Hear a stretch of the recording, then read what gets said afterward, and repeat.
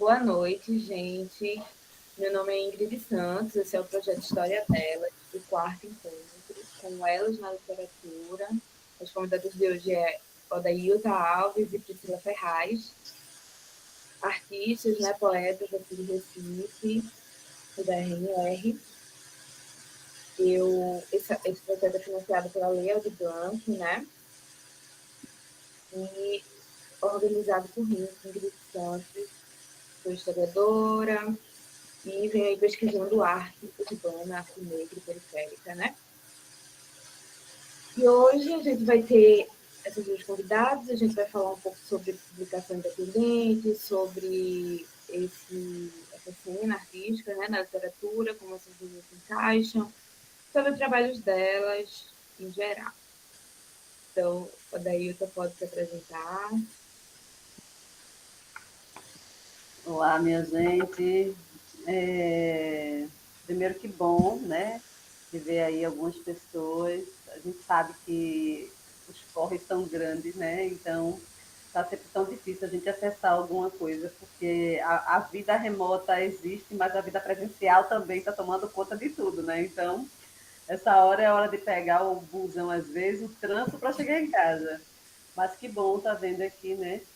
É, eu sou Odailta, né? Odailta Alves, sou uma mulher negra, lésbica, nasci e me criei na favela de Santo Amaro, ali no Campo do 11, né? Eu digo que é o Santo Amaro do lado de cá, né? O Santo Amaro do lado do cemitério, não, o Santo Amaro do lado de cá, o Santo Amaro mais esquecido, caótico.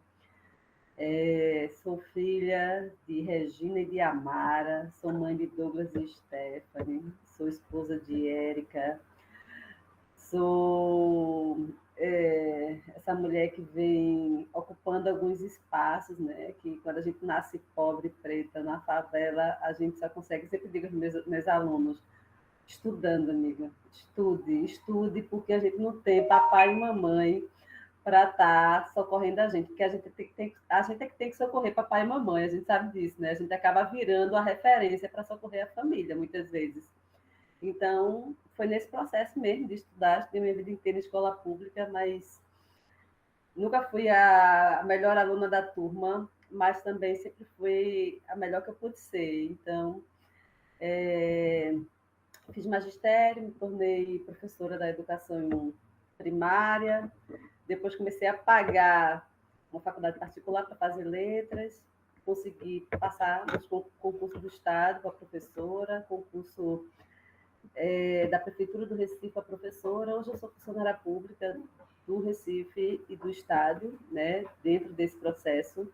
E aí também nesses espaços a gente vai procurando construir o espaço mais saudável possível para a gente e para os nossos, porque na escola pública que a maioria preta está, né, e que muitas vezes é uma maioria invisibilizada, silenciada, né, discriminada, porque o nosso currículo é muito branco.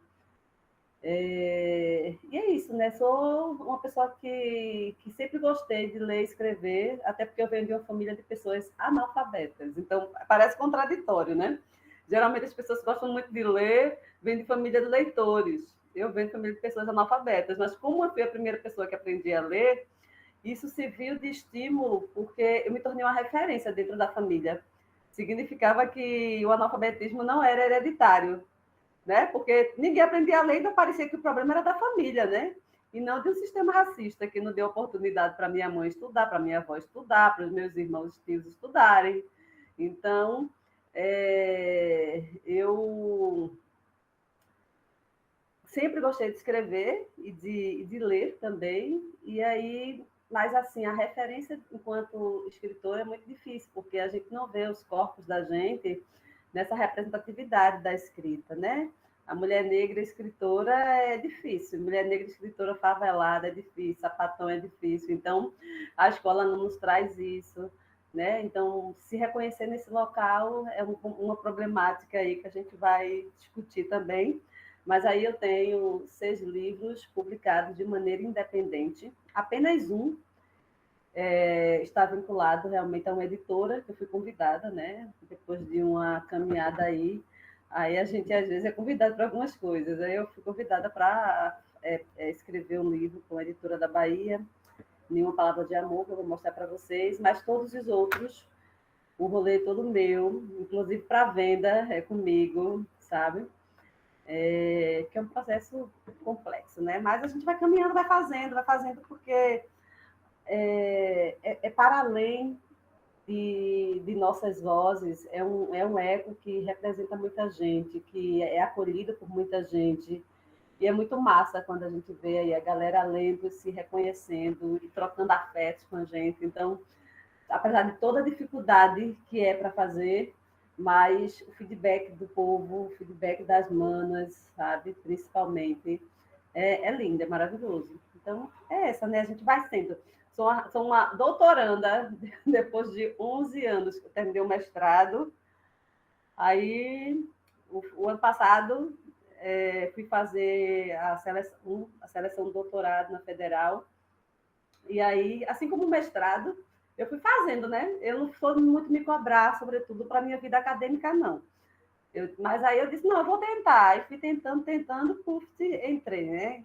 Caí de paraquedas de novo, aí estou me readaptando à linguagem acadêmica, porque eu passei aí mais de 10 anos só pensando metaforicamente. Aí agora eu vou ter que pensar cientificamente de novo, mas é um desafio e é importante, nós precisamos também ocupar esses espaços acadêmicos para que nós estamos produzindo ciência, né? É preciso que a nossa produção também chegue às universidades, é preciso que os professores também tenham referências de escritores pretos e pretas, trazendo uma proposta de educação afrocentrada, sabe? Para ter uma referência, para poder ter uma formação diferenciada. Então, nesse sentido, é mais um desafio, né? Um desafio aí agora fazendo esse doutorado na Federal e esperançosa, né? Para que a gente consiga construir agora umas outras escritas além da literatura poética e ficcional, mas produzir também com força essa escrita acadêmica, buscando inspiração, que por enquanto eu não estou inspirada não, mas vamos lá.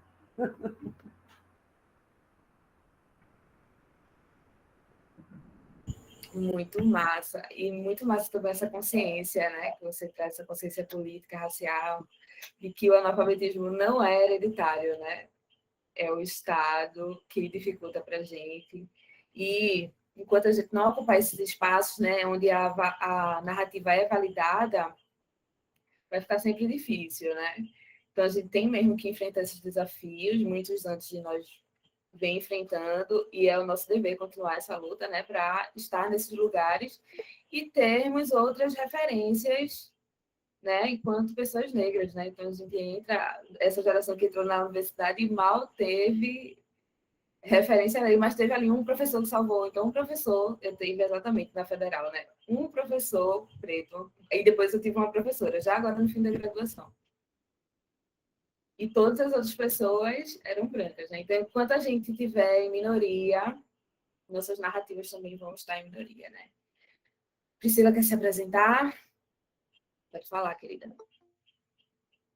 Olá, pessoal. Boa noite, mulheres. Eu sou Priscila Ferraz, eu sou poeta marginal, sou educadora social também, trabalho com a educação no terceiro setor. Nossa, às vezes eu tenho um pouco de dificuldade de falar sobre mim, mas sou mãe de Guilherme, sou uma mulher que ama outras mulheres, estou em relacionamento com Tânia, minha companheira, construímos essa família. É isso, estou aí na produção independente também, de literatura, literatura marginal, literatura periférica, por assim dizer. Me considero uma comunicadora a partir dos meus escritos, a partir do que eu trago nos meus textos. E comecei a expor, na verdade, eu escrevo faz muito tempo, desde, sei lá, adolescente. Mas comecei a expor os meus textos em 2017. Eu comecei a fazer isso em formato de lambe-lambe. na cidade. Então, eu imprimia alguns papéis e começava a colar pelos muros da cidade com coisas que eu achava que eram interessantes ser ditas, serem refletidas assim, trazer as pessoas para pensar. Então eu comecei o movimento de expor minha escrita dessa forma. E aí depois eu comecei a chegar devagarinho nos saraus, nos slams, e comecei a recitar colocando esse corpo no mundo também, que era uma dificuldade inicial. E eu acho que foi por isso que eu comecei pelo lambe-lambe, porque as pessoas não me viam, né? Não viam o meu rosto, assim, não sabiam muito bem de quem era as coisas que estavam lendo. Em 2017 ainda eu lancei meu primeiro fanzine. Todas as publicações que eu tenho são fanzines, de forma independente também. Como a Dailton falou, para a gente fazer uma publicação, sendo quem a gente é, sendo mulher negra dentro da periferia, tendo que ter inúmeros outros corres e inúmeros outros trabalhos para a gente conseguir ainda assim fazer arte, né? Então, lancei meu primeiro fanzine em 2017, um fanzine em forma de carta chamado Aos Vândalos e Marginais. É um único poema, mas vem em forma de carta e é todo feito à mão, assim, escrito à mão. É uma coisa bem afetiva, onde eu discuto um pouco de direito à cidade no centro do Recife. E os espaços que a gente ocupa no centro do Recife, os espaços que o nosso corpo pode ocupar dentro dessa cidade, né? Que já em outras prefeituras tinha dito que era a cidade de todos. E até agora estamos aguardando que seja. Mas trago muito essa veia política de fazer arte e ativismo mesmo dentro das minhas escritas. Com isso, eu tenho 5 publicações independentes, todas em formato de fanzine, sendo 3 digitais. Desde a pandemia, eu tive essa ideia, essa necessidade, na verdade, de escrever e de gravar áudios para que as pessoas também me ouçam. Primeiro, por uma questão que foi muito afetiva para mim, e a minha sogra é uma pessoa com dificuldade de leitura. E quando eu falei para ela que eu era poeta, ela fez: mas o que, que você escreve? E como é que eu vou saber ler você se eu não sei ler o suficiente? E eu fiz: eu preciso fazer áudios para as pessoas me ouvirem, quem ainda não consegue me ler. E aí a partir desse livro, assim, eu me comprometi em todos os outros fanzines que eu fizesse, ter pelo menos 3 textos em diante, assim, que pudessem ser trazidos em áudio, para que as pessoas também tenham acesso, né? Eu penso muito nessa democratização da arte, da literatura. E também para pessoas com dificuldade mesmo na visão. Minha mãe é uma pessoa com baixa visão, eu conheço algumas pessoas que têm essa baixa visão. Eu acho que o áudio acabou me despertando outros artifícios aí para ir escrevendo e produzindo de uma forma diferente, né? Experimentando minha escrita também de uma outra forma, desse lugar do ouvir. E é isso, gente. E o ouvir é importante, né? Porque o forte no seu trabalho é as performances também, né? Você gosta de recitar, performando e tal. Pois é. Eu posso ir falando?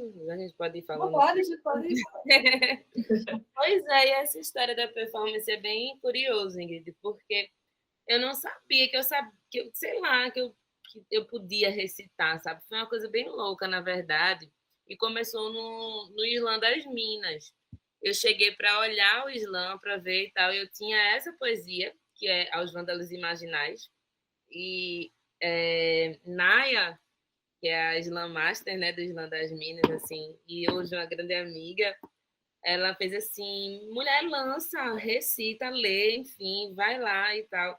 E eu tava muito nervosa, muito emocionada, assim, mas foi na Rua da Aurora, um primeiro momento, assim, onde eu soube que eu poderia recitar, assim, que seria um espaço seguro, sabe? Eu estudei o ensino médio inteiro numa escola que chama Cícero Dias, e ela fica lá em Boa Viagem. E o que estava acontecendo na época? e ainda acontece, que a gente sabe. Os pais dos alunos assim que tinham melhores condições financeiras matriculavam eles em escolas públicas para que eles entrassem pelo sistema de cotas, e à noite essas pessoas faziam cursinho no GGE, em lugares assim, muito bons. Então eu estudava com essa galera, né? Em Boa Viagem, sendo uma adolescente negra, é uma coisa que eu estava até comentando com minha companheira desse. Eu nunca tive problema, no caso, assim, dificuldade, né, nesse processo identitário, porque antes que eu soubesse que eu era negra, já me disseram que eu era negra. Então, assim, eu era muito pequenininha quando eu estudei, lá vai, neguinha, sabe? Eu sou neguinha? O que é ser neguinha? E aí, assim, dentro de tudo isso, né, dentro dessa escola, desse espaço, assim, no ensino médio, em Boa Viagem, e conviver nesse espaço, que traz muita coisa para a gente, eu nunca me senti segura para falar nada que eu escrevia.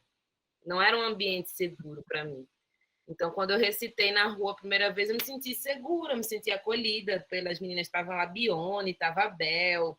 E, então, assim, eu fiz, ai meu Deus, eu estou num lugar seguro para falar as coisas que penso, sabe? Então, desde que eu senti essa segurança, as pessoas perguntam isso, sabe, da performance que tem enquanto eu recito. E eu nunca tinha percebido. Eu fiz a performance quando, quando eu recito. E aí é uma coisa que é curiosa, né? Porque aí eu percebo que é bem orgânico, que faz parte de mim, né? Quando a gente recita, eu pego muito emprestado esse termo de Conceição Evaristo, assim, e bato cabeça assim para a escrita dela, da ancestralidade dela e o que ela referencia, né? Para a gente como mulher negra que escreve. E aí Conceição Evaristo fala de escrevivência. Então, como eu falo muito de coisas que vivo, eu acho que essa performance acontece dessa forma, assim, me tomando. E aí, depois que eu percebi isso, é que eu comecei a ter curiosidade de estudar performance, de ler sobre, de saber o que era, para saber se eu fazia isso mesmo. Eles estão dizendo, eu vou saber se é, eu vou catar.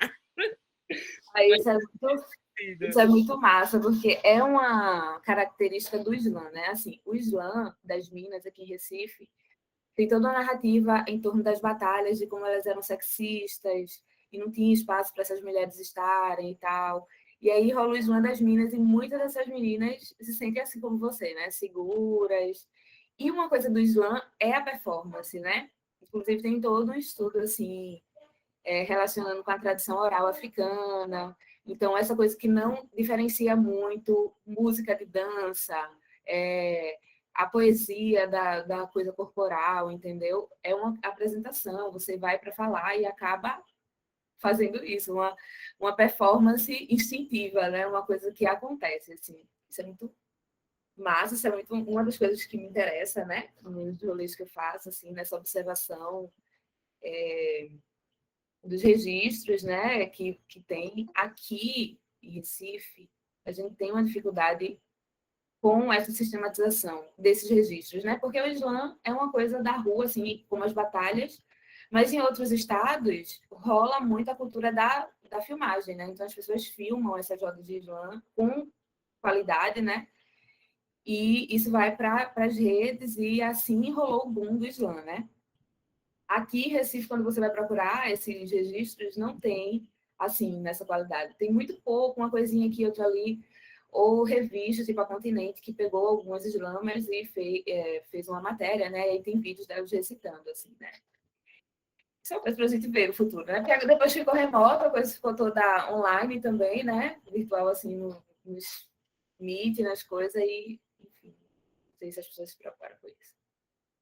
Mas... fala um pouquinho sobre, não sei se você ou a Dailton, né? Sobre essa coisa assim do primeiro livro, como vocês começam a fazer, não, eu estou escrevendo e não só escrevendo, eu estou fazendo um livro, né? Todos esses poemas é um livro, é uma obra, e como é que rola esse processo, né, de se entender capaz e de colocar isso para o mundo, com essas dificuldades também, né? De publicação, de financiamento e tal. Como é que isso se dá? Vocês podem falar aí. Nada tão fácil assim, né? Mas quando eu decidi fazer um livro, né, materializar fisicamente esse produto, eu já tinha muito texto escrito, mas eu ainda sou, às vezes as pessoas não acham, mas eu sou uma pessoa tímida. E fui fazer curso de teatro para poder perder um bocado da timidez, né? Para poder conseguir, pelo menos, interpretar uma Odailta mais solta. E aí foi quando eu comecei a recitar alguns poemas, né? A partir desse corpo mais teatral. E percebi que quando eu recitava, assim, algumas pessoas gostavam e aplaudiam e tal, e pediam texto. Aí eu dizia, não, não tenho não, livro não. Manda por e-mail. Aí eu mandava por e-mail. Aí eu fiquei mandando por e-mail durante muito tempo. Depois eu disse, eu vou ficar mandando mais por e-mail, não. Aí digitei, imprimi, grampeei, fiz engraçado, estava procurando o Clamor Negro e não achei. Eu achei essa é uma versão antiga do bichinho, antiga assim, 5 anos, ele 2017. Ele hoje está com outro modelo de capa, mas ele continua praticamente com uma mesma coisa, o mesmo conteúdo, só revisado, né? Mas esse foi 2017. Eu lancei em 2016. Eu selecionei 20 poemas e disse, não, vou agora botar no mundo alguma coisa. E recitava e as pessoas vinham, e é meu encontro, tá aqui, ei, tá aqui, ei. Nessa brincadeirinha, assim, esse livro ele tá esgotado nesse momento comigo, né? Porque eu não consegui produzir, mas já chegou na tiragem de 2.700 exemplares vendidos, né? Já se tornou um espetáculo de teatro chamado Clamor Negro, que é um monólogo que eu interpreto. Inclusive, no próximo mês, vou fazer umas apresentações desse monólogo no Compás, aí, 3 compás da vida, voltando devagarinho, né, para os espaços. Então, é dessa forma, né? Eu fui, joguei, meti a cara e comecei a ver que dava certo, que era bacana. E que, inclusive, tinha um retorno financeiro também, porque eu acho muito importante a gente ter, sim, esse retorno financeiro. É a nossa arte, é a nossa produção. Então, nada mais justo do que também a gente ser remunerada por isso, sabe? Às vezes as pessoas ficam muito nessa história de amor, amor, amor, mas o cartão de crédito amor não passa no posto de gasolina, não passa no supermercado, né? Não passa nesses espaços. Então, a gente também precisa ter essa remuneração financeira para pagar as contas, os boletos não param, né? Então, foi o primeiro, né? O primeiro livro. Depois dele, dei um intervalo curto e comecei a trazer outros, né? Trouxe o Cativeiro de Versos, 2018. Aí depois, 2019, o Escrevivências. Priscila falou do Escrevivências. Aí tem o Escrevivências em 2 versões. Essa daqui é a versão mais econômica. Esse aqui já saiu pela Castanha Mecânica, né? Uma editora de Fred Caju, que é uma editora aqui de Pernambuco muito massa. Esse aqui, que é o Letras Pretas, no mesmo estilo, também produzindo em casa, tal, 2019 e 2020, né? Que foram esses 2 aqui, que é os Pretos Prazeres, que saiu por uma gráfica, né? Eu fiz toda uma cotação, preparei o livro e mandei para sair por uma gráfica. Aí a gente não gosta de mandar o dinheiro da gente para o Sudeste, mas as gráficas daqui de Pernambuco, tudo cobrando 3 vezes mais. Então, eu sem pena, não tenho que ter fidelidade e bairrismo, já que o meu estado também não me permite. Mandei para São Paulo e foi muito bacana, né? Foi em plena pandemia, assim, em 3 meses já tinha vendido 200 exemplares. A primeira cota desse livro tinha ido embora. Aí fiz a segunda cota do livro e fico com pirangagem de vender, assim. Quase não faço propaganda dele, fica guardadinho, porque eu não vou conseguir fazer mais no valor que eu fiz, porque aumentou muito a gráfica, então eu deixo ele guardado para ver se quando acabar a pandemia eu consiga fazer um sarau erótico, né, para a gente poder ter esse contato presencial com essa literatura e tal. Aí eu estou deixando guardadinho. E esse é uma palavra de amor. Eu acho que é o único livro que eu não precisei pagar para fazer, mas também é o livro que eu menos ganho, porque aí a editora, né, fica com a maior parte do processo financeiro do livro, mas também é uma editora pequena, é uma editora já, né, que tem todo um processo de resistência de pessoas pretas, então a gente também não se estressa muito com isso, não. E pelo menos a obra está circulando, né? Eu fico pensando dessa forma, pelo menos, né? Tá indo para outros estados, é uma editora da Bahia, pessoas negras também fazendo um rolê para divulgar escritores e escritoras negras, então isso já é muito válido, né?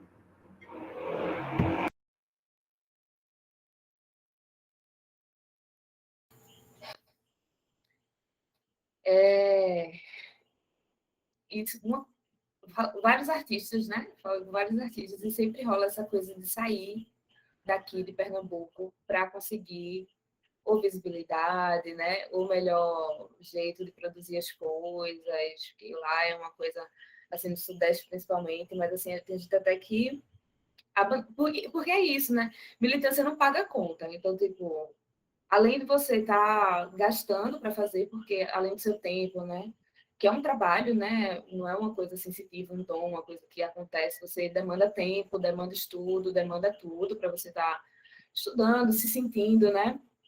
Se observando também, enfim, fazendo esse exercício de se colocar para o mundo.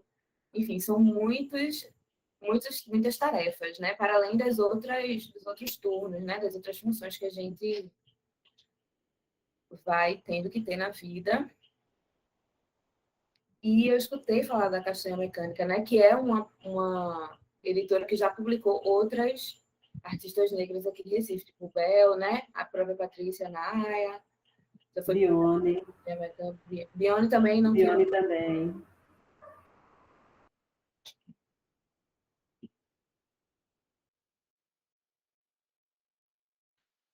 É isso.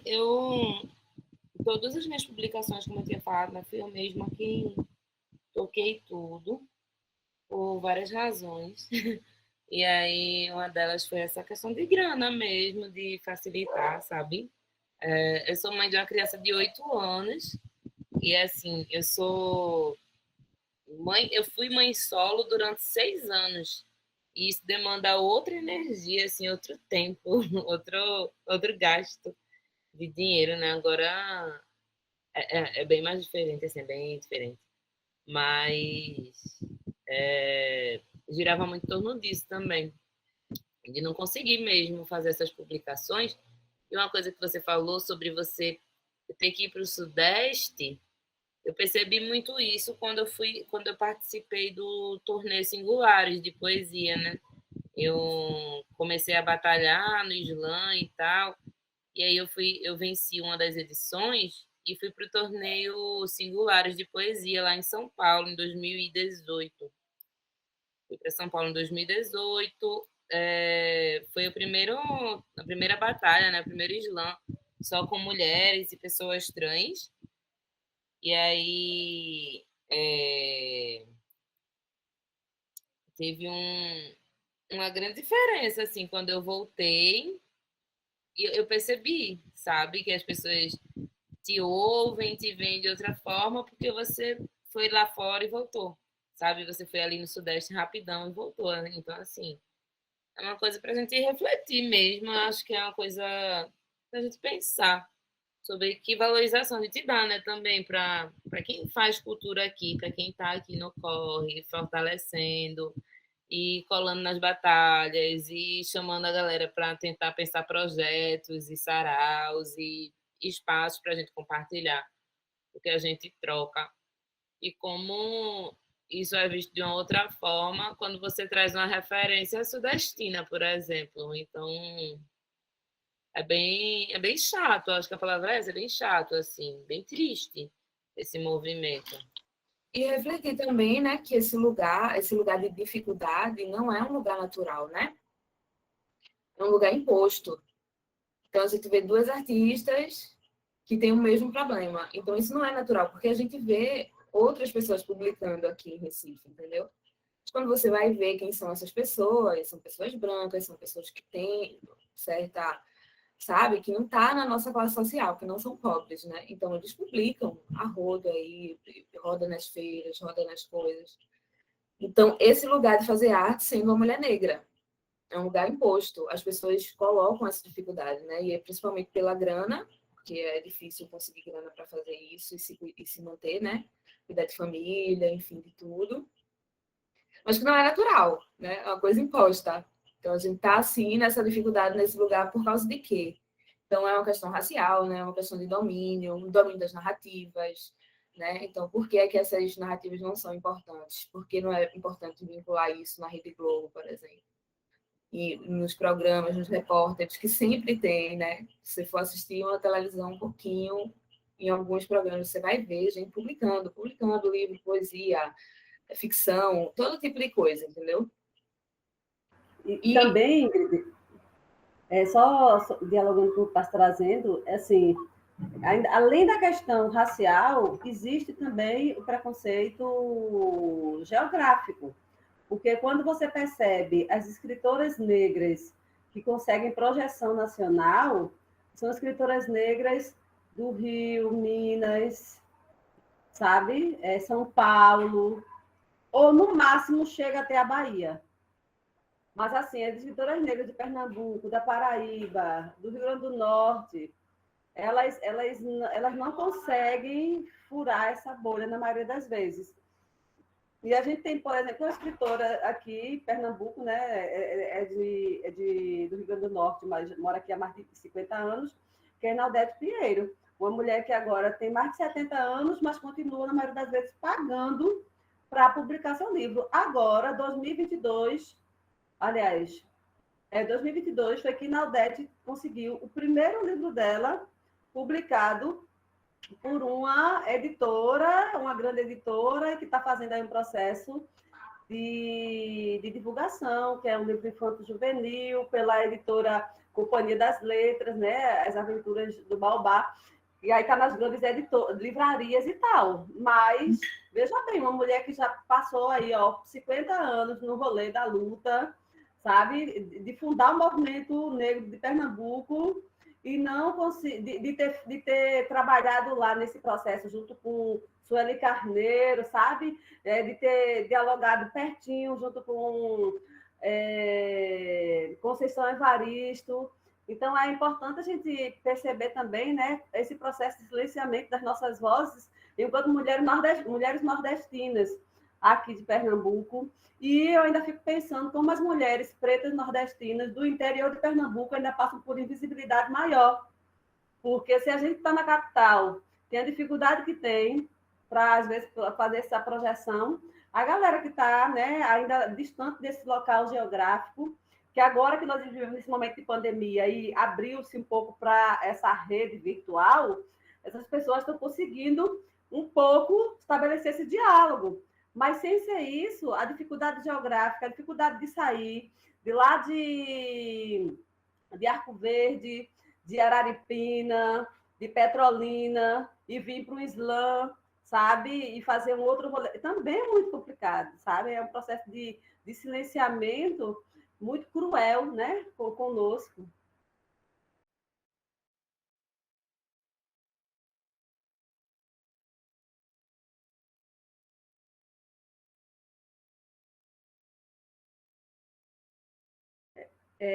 Priscila, teu áudio está desligado. Tu queres falar? Eu acho que Ingrid travou um pouquinho. É isso. Meu Deus, eu falando horrores aqui no mudo. Desculpa, gente.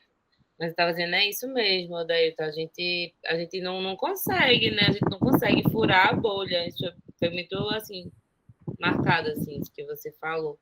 E minha gente, sinceramente, vamos ser honestos, a gente vê cada pessoa, assim, publicando Lé com Cué. Não, vamos ser honestas. Lé com Cué. Uma coisa que a gente sabe, porque tem inúmeras gatas aqui com a potência enorme. Eu vejo Joy Tamires, sabe? Que é uma mulher que luta muito para conseguir fazer o trabalho dela na arte, que se esforça, que tenta também inúmeras publicações independentes e vendas e todo esse movimento que a gente faz quando faz essa publicação independente, que a gente é equipe, a gente faz o nosso marketing, a gente se divulga, a gente diagrama, a gente sabe. É isso, parece que, não sei, não é, eu sinto que não é uma coisa que tem que partir da gente, sabe? Porque o que tem que partir da gente já está sendo feito, que é a movimentação, é continuar fazendo arte, é continuar fazendo cultura. Mas eu sinto falta desse movimento que precisa ser feito, que é de reconhecer, sabe? E acessar essas mulheres em outros espaços. E aí, daí eu também trouxe essa fala. E as mulheres no interior de Pernambuco, e as mulheres quilombolas, sabe? Quantas mulheres incríveis a gente não tem aqui no Quilombo de Conceição das Crioulas, em Salgueiro, Pernambuco, que quando é que a gente vai escutar essas mulheres, sabe? Então, assim, é babado. E esse financiamento, né, coloca as poetas, as artistas que escrevem, né, a coisa da publicação, no local de silenciamento duplo, né? Porque, assim, rola muitos hinos, né? Inclusive, eu tô com um aqui, de Seu Priscila Saliva, que é erótico também, né? Para conversar aí com o de Adailton, que também é. Então, esse tipo de publicação é um tipo de publicação mais frágil, é mais difícil de sistematizar isso, é mais difícil de ficar no registro, entendeu? É mais fácil de perder. Então, como é que fica, né? Essa trajetória, como é que fica essa documentação, cada artista vai saber o seu, mas assim, para o mundo, né? Para a cultura, então, para Recife, a gente tem esses artistas que fazem assim, assado, então isso dificulta, né? Esse local desse silenciamento, que é financeiro, mas é territorial também, é racial, enfim. Tudo isso vai dificultar a nossa inclusão na história cultural do território, né? Na história artística do território. Ingrid,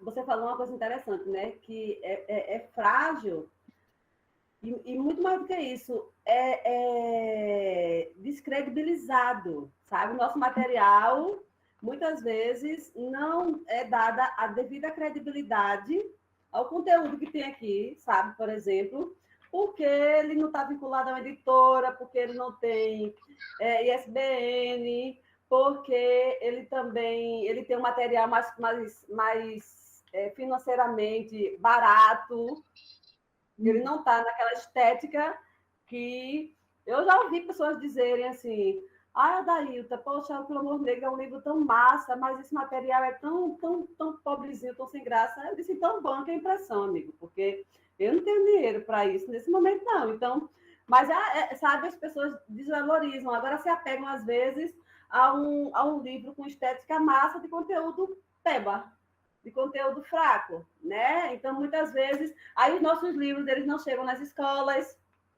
porque para chegar na escola tem que ter todo o processo de diálogo com as editoras, que é um toma lá da cá danado, que a gente sabe disso.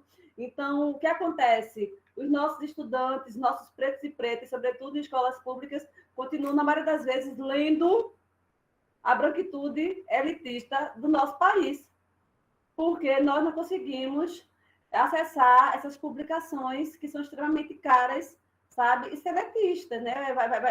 É um corporativismo branco absurdo, né? É o branco puxando o branco e a gente na luta para tentar fazer algo diferenciado, mas continua fazendo a duras penas, né? E não consegue acessar, é lamentável. E quando vai, né, para esses locais de disseminação, na escola e tal, é porque a pessoa mesmo leva, né? É um esforço próprio do artista para chegar naqueles lugares, que é muito importante, extremamente, que é a coisa narrativa, né? O apagamento da narrativa acontece desse jeito mesmo, a gente não acessa os nossos, que a gente fala. Inclusive, é uma ótima ideia, daí acabei de ter aqui a gente fazer, depois de escrever nos editais, de fazer uma publicação com o ISBN, tudo bonitinho, pelo governo do Estado, e mandar para as escolas de Recife, RMR, Pernambuco, todos se der. Pensar isso aí. Amiga, eu já me inscrevi tanto desse. Apesar que eu acho, Ingrid, que os editais são caminhos, até porque ali é dinheiro público, é dinheiro nosso, e nós precisamos acessar. O que acontece muitas vezes, fazem um edital extremamente minucioso para que a gente, com pouco tempo que a gente tem, porque tem que trabalhar manhã, tarde e noite às vezes, sabe? Chega em casa, ainda tem filho para tomar conta, ainda tem uma vida para se manter, a gente não consegue, às vezes, entrar nos editais, mas tem que se esforçar e tem que fazer um grupo para dividir as atividades. Nesse último edital, no primeiro edital da Lei Aldir Blanc também, né, que é como aqui, eu consegui acessar esse edital. No último Funcultura, eu consegui aprovar 2, um audiovisual e um outro de teatro. E digo, precisamos ter a ousadia mesmo de dizer para esse povo, sabe, que isso é nosso, que é dinheiro nosso, nós pagamos imposto para caramba ao Estado, e ele tem que devolver, sim, por meio desses editais, que geralmente é uma empresa que tem esse monopólio desses editais, e que para furar isso é meio complicado, mas que a gente precisa realmente se organizar. Então, o que você falou, né? Se organizar e começar a inscrever nessas publicações. Porque é realmente isso que você está falando, né? Então, alguns editais, tipo o Aldir Blanc, que é um fundo de incentivo, né? Um auxílio, né? Artístico e tal, a gente ainda consegue acessar. E os ricos também, né? Porque parece que até o Francisco Brenan, lá, a instituição, conseguiu aprovar. Imagina os outros, né? Que a burocracia é maior, que o processo é maior, você tem que ter CNPJ e tudo mais. Como é que a gente fica nesse lugar, né? E a produção cultural e artística é muito elitizada aqui em Pernambuco, principalmente, né? Por isso também que a gente só vê nos grandes centros, assim, nas coisas importantes, circular as mesmas pessoas, os mesmos protagonistas, as mesmas coisas sempre. Mas, assim, não sei se é muito a positividade minha, mas eu tenho visto essa cena mudar um pouco, principalmente essa geração que está aí se formando, né? Que é uma galera que é um dos poucos que acessaram universidades, acesso de conhecimento, enfim, que pode estar, né? Tem uma galera massa aí começando aí essa carreira, né? Na produção, enfim, em vários âmbitos, e a gente precisa se aquilombar, né? Se juntar nesse sentido para produzir, né? Conseguir botar nosso corpo no mundo. Precisa até falar das produções dela? Eu posso. Eu acho que as únicas produções que eu tenho impressas são o Saliva, né, que é um zine erótico, que inclusive eu também nem comercializo mais, assim, porque eu só consegui fazer uma tiragem. Eu só consegui fazer essa tiragem e ainda tem, acho que tem alguns, pouquíssimos, por aqui, em algum lugar. Mas... Eu quero, viu? Beleza, daí, tá? Eu mando pra você. E Aos Vândalos Imaginais, né? Que é a carta, que é para Recife, que foi esse meu primeiro.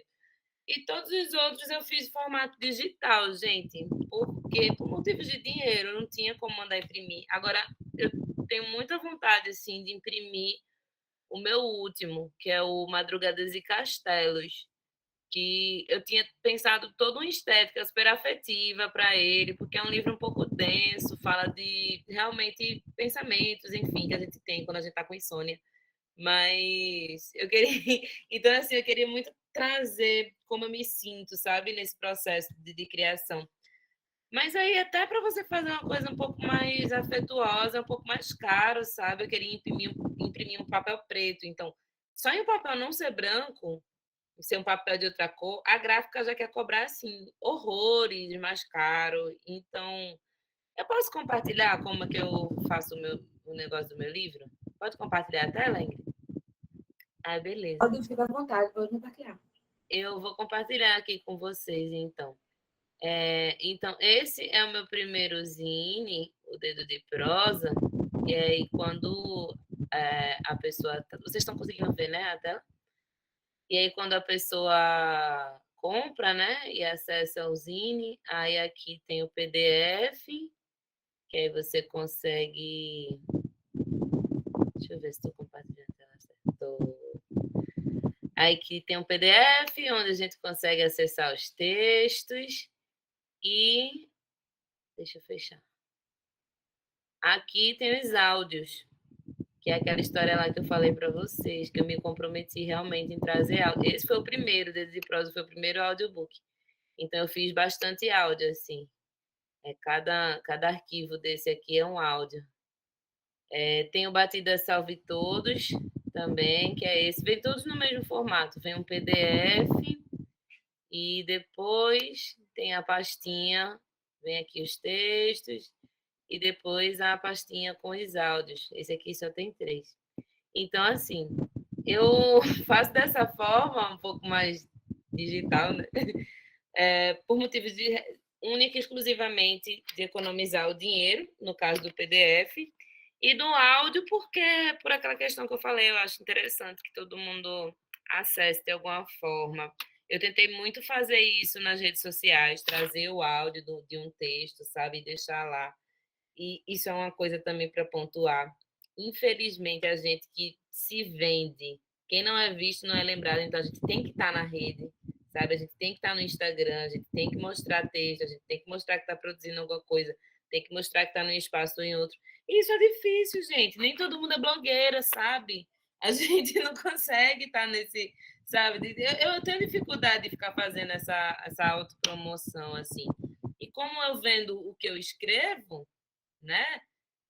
Eu sinto essa dificuldade, assim, de fazer o marketing e toda essa organização, e tem que ser visualmente bom para que as pessoas cheguem lá e curtam. Então, você tem que fazer sua arte no Canva, enquanto você dá conta de 1000 outras coisas, sabe? É, é uma dificuldade, e dificuldade também, inclusive, Ingrid, acho importante a gente falar, de acessar espaços que deixem a gente mostrar essa arte. Eu lembro muito da Mostra Entre Moveres, que aconteceu em 2018, que foi pelo Trovô APE, onde a gente conseguiu ocupar o Museu da Abolição. E aí a gente conseguiu trazer muita coisa. Eram 30 mulheres, né, entre mulheres negras, indígenas e mulheres não brancas. Me desculpem, gente, mas eu não consigo ainda compreender a totalidade desse termo não brancas, certo? Mas era assim que estava dizendo a mostra, e aí nós fizemos essa ocupação no museu. E aí foi o momento que a gente teve, né, de questionar o museu. Porque, meu Deus do céu, quantas mulheres incríveis a gente não tem aqui para colocar ali naquele museu? Quantas mulheres negras incríveis a gente não tem aqui para colocar naquele museu da abolição? E quantas já foram? Quais são as pessoas da periferia que conseguem chegar ali na Madalena, que o Museu da Abolição é lá, para acessar esse espaço, sabe? E muitas vezes você chega no museu para ver como é o edital de ocupação e já tem a ocupação o ano inteiro, já tem a agenda o ano inteiro. Como acontecem essas agendas, sabe? Como é que a gente fica sabendo para a gente também expor o nosso trabalho? Então, é uma burocratização muito grande, assim, dos acessos, desde editais com minúcias para barrar a gente, sabe? Até essas burocracias e esses mistérios no acesso de espaços públicos mesmo, de direito, de direito à cidade, sabe? Pela nossa arte, da nossa arte é ocupar a cidade que a gente vive. Então, um questionamento. Eu também vejo muito, sim, um movimento para um outro espaço hoje. Eu vejo muita gente conseguindo acessar as coisas e trazer mais gente. E uma galera assim, um pouco mais jovem, não quero me chamar de velha, minha gente, jamais. Jamais. Mas, enfim, uma galera que está começando agora, com um gás, assim, trazer, né, essas narrativas nossas e entender a importância que isso traz, né? Eu gosto muito de um ditado que diz que a gente só levanta para ensinar quem sentou para aprender. E eu gosto muito de estar sentada para aprender, sabe? Com as que vieram antes de mim, com quem já está nessa há muito tempo, mas eu gosto muito também de levantar e falar para a galera que está querendo fazer, ó, vem, eu vim por aqui, não deu muito certo não, mas a gente vai que vai, ver outro caminho, enfim. É assim. Para além disso tudo, tem um processo criativo, né? Que é babado. Eu vou até parar por aqui, nessa parte do processo criativo. Não, não pare não, que a gente tem que falar disso também, né? Então, eu acompanho o trabalho de vocês, então são poemas, né, muito impactantes, assim, no sentido racial, também dessa vivência negra nas periferias. Inclusive, tem um poema teu, Priscila, que me toca muito, que eu te vi recitando a última vez lá no Ibura Mais Cultura, que é Finados.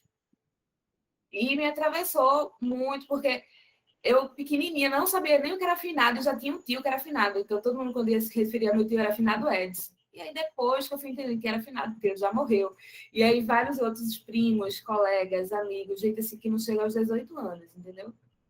E morre e vira finado. E você vai tendo que lidar com esses lutos, né? De um jeito ou de outro, porque às vezes você nem é próximo, você nem sente aquilo, mas você sente de outro jeito, né? Sente como isso pode acontecer, sei lá, com você amanhã, ou com uma pessoa mais próxima ainda, pode, sabe? E é sempre esse, enfim. Como é que eu sei que para você, quando você tem uma coisa muito pessoal, né? Então as narrativas assim vão trazendo, então provavelmente você tem uma vivência assim também, né? Mas a gente fala desses processos assim, essa coisa mais difícil, daqui a pouco fala de uma coisa boa, né? Dos livros mais eróticos, dessa sensualidade, né? E eroticidade da mulher negra e como é colocar ela para o mundo, assim, né? Porque com certeza não é muito fácil, com todos os estereótipos que a mulher negra já sofre, né? Com toda essa tentativa de sexualizar nossos corpos enquanto estamos inconscientes, né? Quando é uma sexualização consciente, própria, sua, que você está manifestando, é um problema. Quando é os outros que colocam em cima de você, está tudo bem. Mas falem aí um pouquinho do processo de criação de vocês, de como é que rola esses atravessamentos, né? E culmina em literatura, em poesia para a gente. Pois é, tu falou de Finado. Finado é um poema que eu fiz a partir. É isso, sabe? Os processos criativos geralmente são de coisas que me atravessam, ou têm me atravessado, ou estão me atravessando, ou me atravessaram. Mas são de sentimentos que passam por mim, de alguma forma eu consigo trazer ele para um lugar, né? Esse lugar da escrita, que tem sido o meu suporte, né? Que tem sido minha companhia durante esse tempo todo. E aí, finado foi no meio de uma conversa, eu peguei um Uber e aí eu não percebi que o motorista do Uber era um amigo assim da infância e adolescência. E aí eu, cara, como que você tá, né, neném? Aquela história que ele morava lá na região onde eu morava, eu sou de Jardim Piedade. E aí a gente começou a conversar e no meio da conversa era tu soube de fulano? Aí eu, meu Deus, não acredito. Morreu? Ele morreu. Aí ele me contava assim a morte e tal. E aí depois a gente, no meio da conversa também, a gente lembrava de finado Giga, sabe? Que tinha morrido nesse mesmo ano. Finado Abner, que era um menino que eu ensinei reforço, assim, tipo, eu dei aula de reforço para ele. Era uma coisa que a gente faz muito na periferia, onde as crianças mais velhas acabam ensinando as crianças mais novas por um trocado e tal. E eu fazia isso. Às vezes teve dia de no terraço da minha casa, assim, ter 12 crianças e eu tentando dar aula de reforço para 12 crianças. Eu tinha uns 15 anos de idade por aí. E aí, dessas crianças que eu dei aula, muitos são finados, muitos já se foram. E eu percebi isso, sabe? Que antes de falar o nome da pessoa, a gente falava finado. Então, onde perdeu, sabe? Onde Giga se perdeu, onde Giga deixou de ser Giga para ser finado Giga. Em que momento isso aconteceu? E isso me dói, né? Me machuca.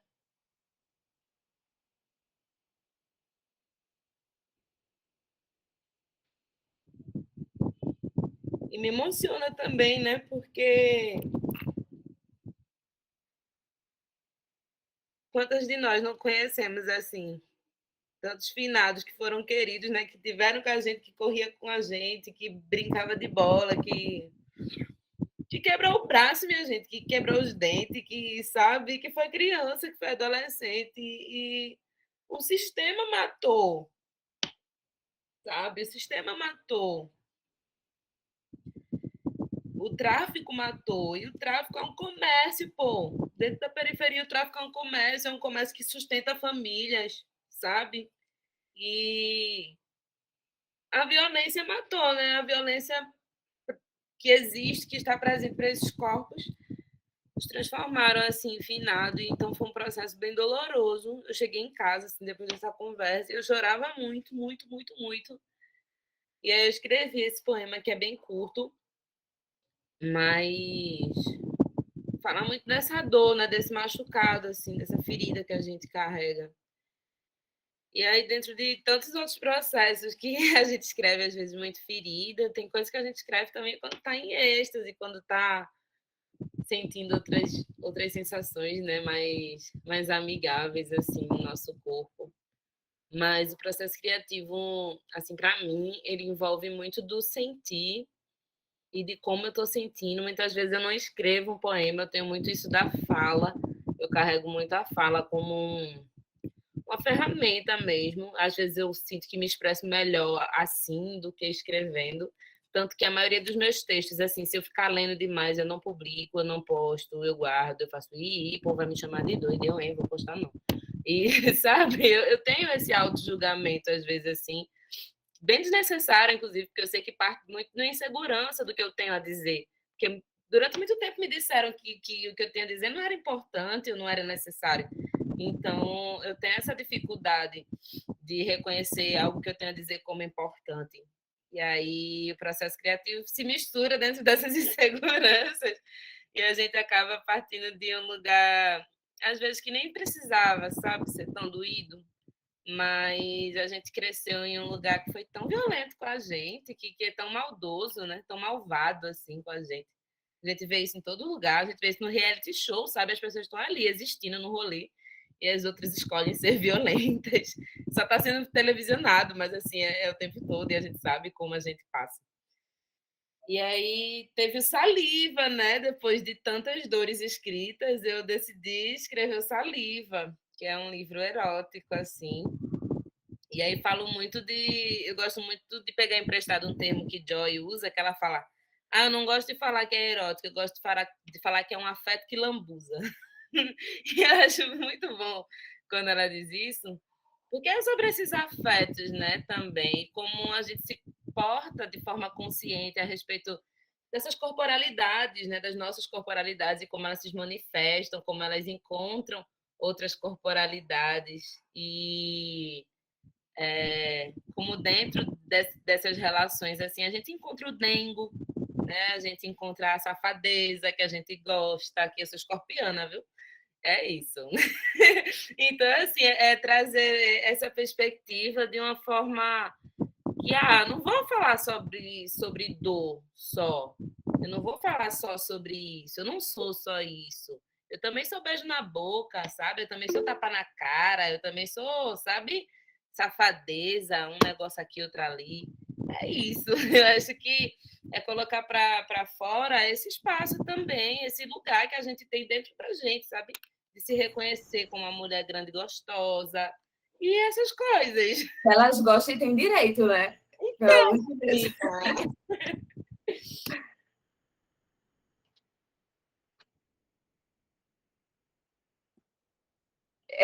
O Dailton também tem essa coisa da educação, né? Na infância, assim, a primeira que eu aprendi a ler, então rola essa coisa com a educação também. Tanto que eu sou professora, né? Mas assim, desde ali do seu comecinho, né? A velha máxima, de né? aula de reforço também. Para ensinar na os favela também. Fala aí um cantava assim, vou ensinar a ler para ensinar meus camaradas, vou aprender a ler para ensinar meus camaradas. É mais ou menos assim que a gente faz na favela, né? A gente vai... Porque eu acho que a experiência de Priscila era muito parecida, no sentido de que eram muitas crianças que já tinham passado da fase de alfabetização e não tinham conseguido alfabetizar. E eram crianças com autoestima totalmente lá embaixo, porque era burra e tal. Então, é todo um processo. Eu era adolescente também, 16, 17 anos, e peguei um espaço do barraco. Nessa época, o barraco já tinha subido da alvenaria. Peguei um dos espaços e disse, construí com meu tio umas banquinhas, e a gente começou a dar reforço até para ganhar um dinheiro, porque mesmo fazendo magistério, era uma professora negra de favela, então o endereço era Campo do 11. Quem é que vai dar um trabalho dentro de uma escola particular, porque era onde eu poderia conseguir, porque a escola pública naquela época não sabia nem que contratava ninguém. Então não tinha, era uma dificuldade enorme, né? Então esse processo da educação, Ainda bem que eu fiz o magistério, porque senão seria uma outra história, sabe? Porque o magistério, querendo ou não, me trouxe uma profissão. Eu, com o ensino médio, já era professora primária, né? Mas já tinha uma profissão, já tinha algo para procurar. Porque muitas vezes o que eu vejo, muitas amigas minhas também moravam, Priscila trazendo a narrativa dela, como as nossas narrativas se cruzam, né? Então, assim, um dia eu tenho dois filhos do coração, né? Eles têm 12 anos, e aí eu passei por um processo, inicialmente um processo de adoção, e eu nunca esqueço que eu estava lá na GPCA para a questão da adoção dos meus filhos. E aí eu encontrei Sandra. Sandra é uma colega minha da sexta, sétima, oitava, sabe? Da favela também, lá de Santo Amaro. Aí Sandra olhou para mim e olhou para o filho dela, um adolescente preto, Sandra Preta, e disse: tá vendo? Essa é a Odaíta, é aquela que eu disse para você, que estudou, não sei o quê. Isso me deu uma angústia. Eu cheguei em casa chorando. Eu disse: porra, que merda, né? Que merda que a sociedade não permite que Sandra se coloque como exemplo para o filho. Que ela vai buscar uma amiga lá do primário, do fundamental, para servir como referência de que é possível. Quando Sandra Elane era uma adolescente, uma jovem extremamente inteligente, eu sempre digo, eu venho de uma favela potente. Eu sempre digo, a favela não é um local violento, a favela é um local violentado, sabe? A favela é um local extremamente potente, mas é um projeto de sociedade que faz com que a gente não consiga realmente, sabe, muitas vezes avançar. A gente dá um passo para frente e a sociedade, sabe, esse sistema nojento, racista, dá um chute para que a gente caia. E é quando Priscila estava falando, né, dos seus finados, eu lembrando de um poema que eu tenho também que dialoga bastante, que chama Genocídio, que aí eu vou trazer também, eu vou trazendo algumas memórias minhas, né? Memórias de quem viu vários amigos sendo assassinados, sabe? Criança e tal. E diz assim: senhoras e senhores que dormem tranquilamente sobre os brancos lençóis de 200 fios, saibam que trago no peito um coração vazio, onde o sono nunca mais fez morada, onde a saudade é amante e a morte namorada. Tem um preto morto ali, ali, ali. Tem uma preta morta ali, ali, ali. Era a Valdir, de 16 anos. Era o Wilton e seus tristes enganos. Era Janaína, Regina, Mariela e Maria, tantas mães pretas chorando sobre as camas vazias.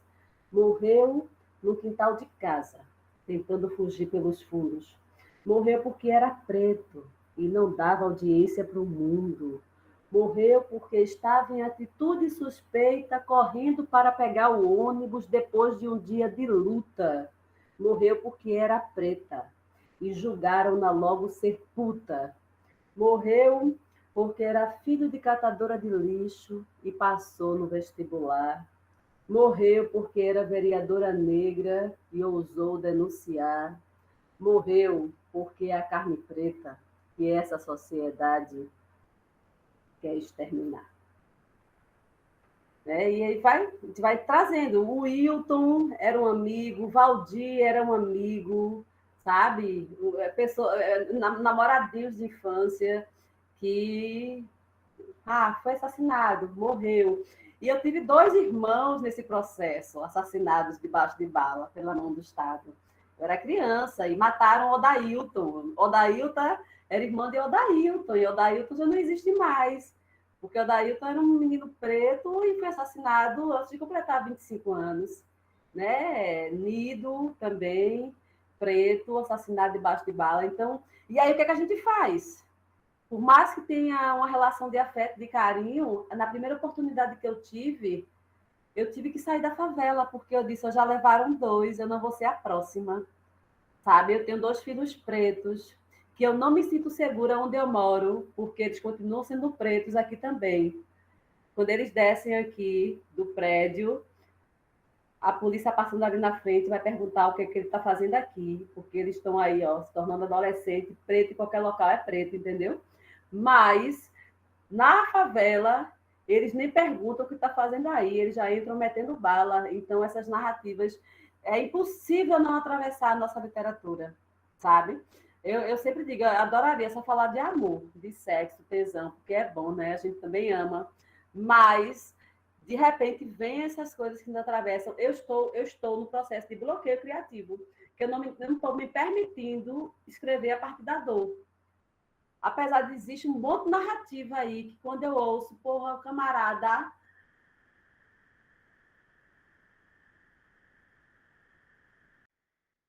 Deu uma travadinha, eu acho. Oi, Travou um pouquinho, mas voltou? voltou. Pronto. Então, assim, você vê um camarada, um pai de família preto, chegando em casa e o vizinho racista, nojento, escroto, vai lá e mata o cara. Isso pra gente é tão revoltante. É tão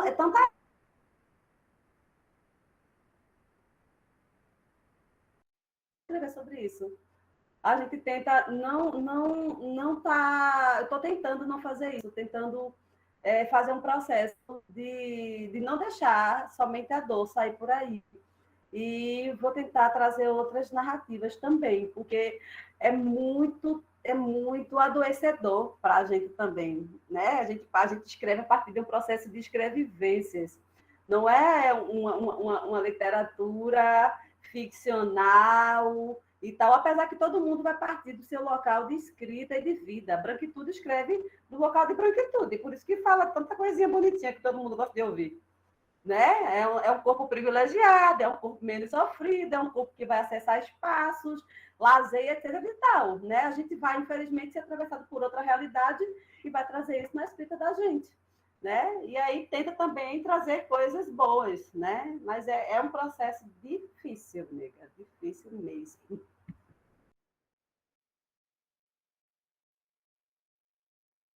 Para além dessa vivência, né, o sentimento de que é a sua obrigação levar essas histórias, né? Levar para o mundo, para as pessoas saberem como é que se sente, né? Mais uma vez aí o trabalho alinhado aos posicionamentos políticos, né? A nossa organização. E aí, fala um pouquinho de Amores Pretos, né? Como é que Pretos prazeres. Pretos Prazeres. Que Pretos foi agora na prazeres. pandemia, né? Pois é, Pretos prazeres foi mais um processo de fuga também, sabe? Porque pandemia, quando eu vi aquele caos se instaurando, eu disse, minha gente do céu, e aí? A gente vai morrer, sabe? O medo de morrer. Eu disse assim, eu quero fazer tantas coisas ainda, e como é isso? Aí eu estava também, né, no início, nos primeiros 6, 7 meses aí, acho que do meu relacionamento, que agora estou casada, porque a gente é dessa, né? A gente não só namora, mas vai logo casando. Sapatão é assim mesmo. Então, né, não, foi Priscila. A gente é muito nada, é isso. Mas isso é muito interessante, né? Porque as mulheres, culturalmente, elas são criadas para casar. Né? Desde cedo que diz para a gente que a gente vai casar, que a gente vai ter filho, que não sei o que, sei o que lá. Quando se juntam duas mulheres, não tem ninguém que diz o contrário. Ela foi criada para casar, a outra também casa. Não tem aquela coisa. O homem ele é criado para não casar, para aproveitar a vida e para fugir do casamento. No caso de mulher, não. No caso de mulher, a gente se junta e está tudo bom e maravilha. Então, no começo dessa relação, foi.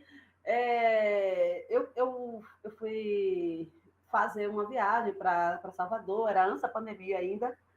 E aí, indo para Salvador, vieram umas ideias, assim, sabe? Aí eu pedindo para um amigo que estava indo também escrever umas frases. Aí ele, acho que é isso. E escrevendo as frases. Aí depois eu comecei a pegar as frases e aí organizando. Não, a princípio não veio a ideia de fazer um livro de literatura erótica, né? Eu gosto de mini contos, eu gosto das rapidinhas, sabe? Daquela coisa que a gente consegue arrebatar com poucas palavras. Eu acho isso massa. E aí fui escrevendo. Depois, quando eu vi, estava escrevendo muito, muito. E não só sobre as minhas vivências, mas eu estava começando a pegar a história de amigos, de amigas, de amigues, e escrevendo sobre as histórias do povo, né? Aí eu disse, danoso, estava um bocado. Quando eu vi, eram umas 20 narrativas, aí eu disse, oxe, eu vou jogar isso, vai virar um livro. Aí foi um processo de revisão, fui escrevendo mais, fui mandando para uma amiga trans, sabe, para uma amiga bissexual, mandei para mulheres hétero para ter a cota hétero também. Mandei até para mulher branca também, para ter a cota hétero branca, para não dizer que eu estava preconceituosa, né? Diversidade aí. Então, nós, mas assim, todas mulheres de muito afeto, na verdade, mulheres que eu gosto e tal, né, amigas.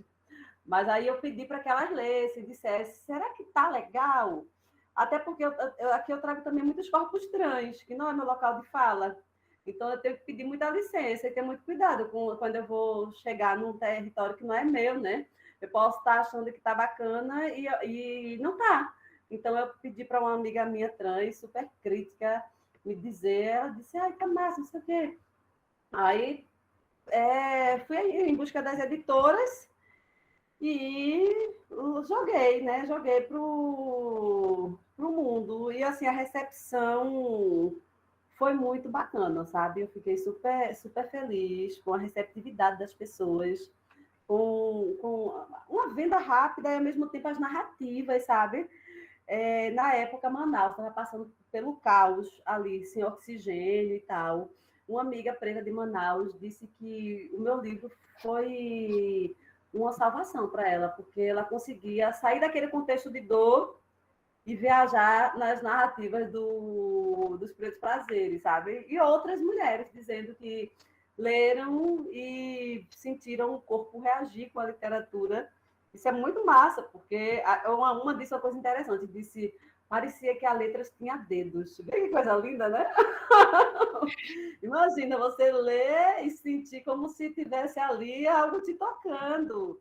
E isso é fantástico, é você se abrir para a leitura, literalmente, né? Nesse processo, porque geralmente a pessoa associa muito isso a uma revista com imagens, ou a um vídeo, um filme pornô, né? E aí você vem para uma literatura.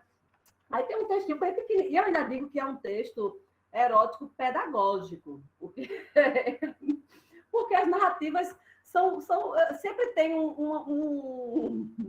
sabe aquelas fábulas aquelas fábulas que tem uma liçãozinha no final? Eu digo que parece aquilo, porque sempre vai deixar uma liçãozinha no final os textos, né? Tem um bem pequenininho. E só de trazer outras narrativas, né? Tipo, outros sexos, outros jeitos de fazer sexo, Exato. de se amar. Enfim, tem um pequenininho que diz assim, né? É camisinha rosa neon. Aí diz assim, o carro para. Preta, você é uma mulher. O que você está vendo? Uma mulher. Então pronto. Mas você tem rola ou buceta? Pague, vamos descobrir juntos. E no motel da esquina, Chafira de salto 15, penetrava Otávio, que gozava de 4 na camisinha rosa neon. Então, vê que bacana!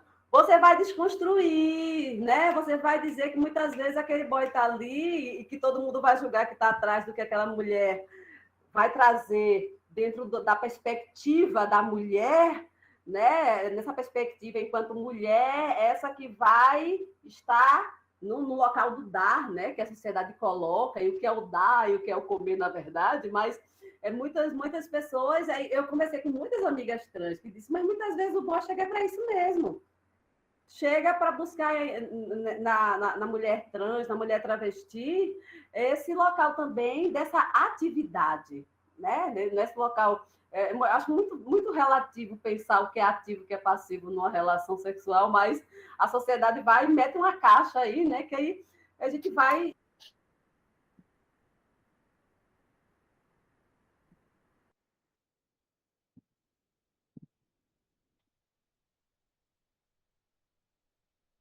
acho que travou de novo.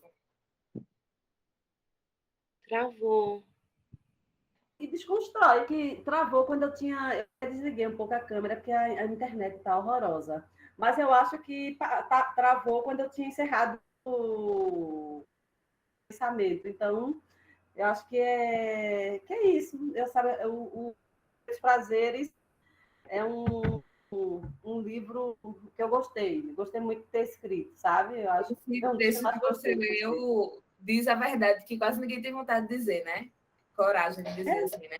Que os caras vão, às vezes, para a rua procurar as mulheres trans, prostitutas em si, mas com o interesse de dar mesmo, sabe? De ocupar outro espaço que não é o do domínio, né? Da submissão, e às vezes não acha espaço dentro do papel que deram para ele, né? Então, essa fuga dessas caixinhas que colocam, né? Você tem que fazer assim, assim, assado, tem que se relacionar com uma mulher, tem que casar, tem que não sei o quê. Tu quer ler um Exato. pedacinho de algum texto teu, de Saliva, Priscila? Quer não? Oxe, Priscila, deixe disso, viu? Melhore. É. Eu tenho muita vergonha de ler safadez, assim, público. Nem parece que é Não tem vergonha de escrever e de fazer, de ler tem. Você se oriente, viu? Pois é, eu fico super com vergonha. Eu acho massa é ler, sabe? Assim, por isso que eu não vejo a hora de parar essa pandemia para marcar um sarau com leituras. O grupo Poste Soluções Luminosas fez uma mostra de teatro e várias mulheres pretas gravaram, assim, interpretaram contos daqui dos Pretos Prazeres. Pense numa lindeza ver a galera interpretando os contos. Eu fiquei super emocionada, sabe? Ai, mas Fiquei. tu tem registro desse. Não tem filmagem, alguma coisa? Eu acredito que no post Soluções Luminosas, eu acredito que deve ter o registro lá. Tem uma que é o Sexy Shopping, que na verdade, assim, de todas as dramatizações, teve outras boas também, mas o Sexy Shopping, assim, a atriz foi muito feliz na dramatização. Será que tá falhando? Não. Posso ler esse Sexy Shopping? Porque é Leia. também, tudo é pequeno, né? É, tá Aí ótimo. diz assim, porque o Sexy Shop é um tabu, né? A gente não é educada a entrar em sexy shop tranquilamente. A gente entra no sexy shop e parece que está cometendo um crime. Está pecando, vai para o inferno. Então, é uma desconstrução disso, é um processo. Ó. Priscila, pelo jeito, é desse tipo, que entra escondida. Olha a cara dela. Eu sou, Uma gente. menina nova dessa. Eu entro no sexy shop, parece que eu vou ocultar um cadáver, assim. Tá vendo? Isso, eu fico pensando, uma menina nova dessa. Aí Né? eu Eu não tô de comprei, outra para ser geração. sincera. Os artigos de sex shop que eu comprei foi com alguma amiga que vendia assim perto Nunca de casa, entrou. mas no sex shop, no espaço, nunca entrei. Online, mas Eu entro e gosto de entrar, não tem problema nenhum ser homem que está lá atendendo, dou bom dia, boa tarde, boa noite, compro o que eu quiser, do tamanho que eu quiser, do jeito que eu quiser. E não tenho estresse com isso, minha gente. A gente tem que compreender que é um espaço nosso, o dinheiro é nosso, o corpo é nosso, e isso tem que ser para além do texto, quebrar com isso mesmo, sabe? Eu adoro, acho ótimo. Aí tem assim, Arrasou, daí eu veio como um recado. Catei aqui. vá mesmo, é fazendo ótimo. escola, meu amor. Principalmente, ainda vá com sua companheira, para mostrar com quem você vai usar, entendeu? Para não, não abrir imagem.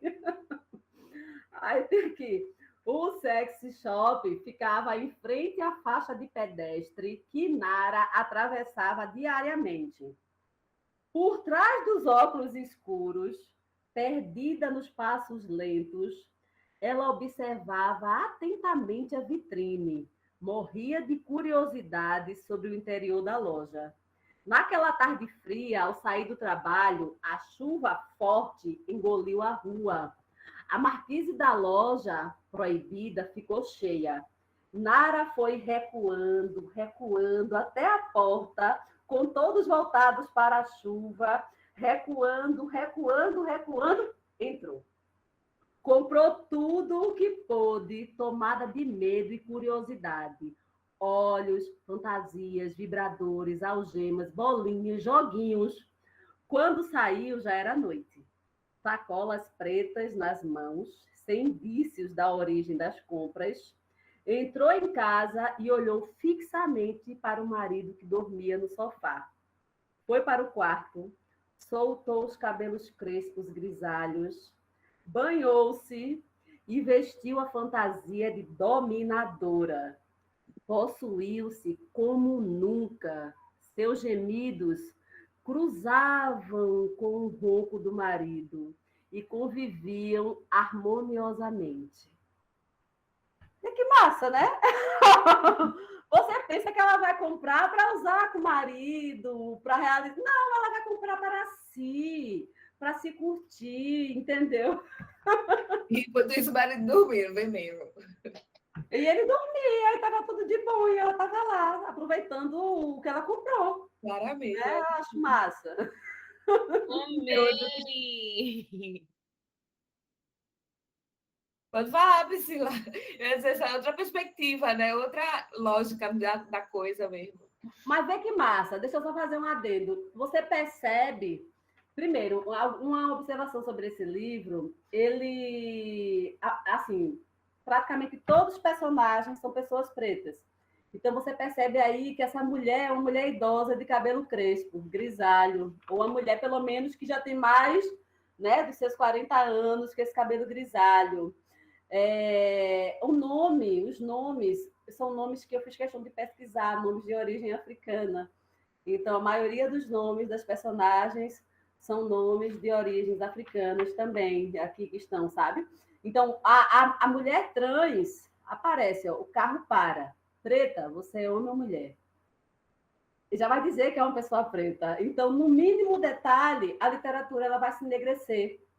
Né? Porque a literatura negra não necessariamente uma pessoa negra vai escrever literatura negra, ela pode trazer outras literaturas, mas quando a gente vai, enquanto pessoa preta, e traz no texto da gente indícios de que ali tem negritude, de uma forma ou de outra, aí essa literatura se empretece.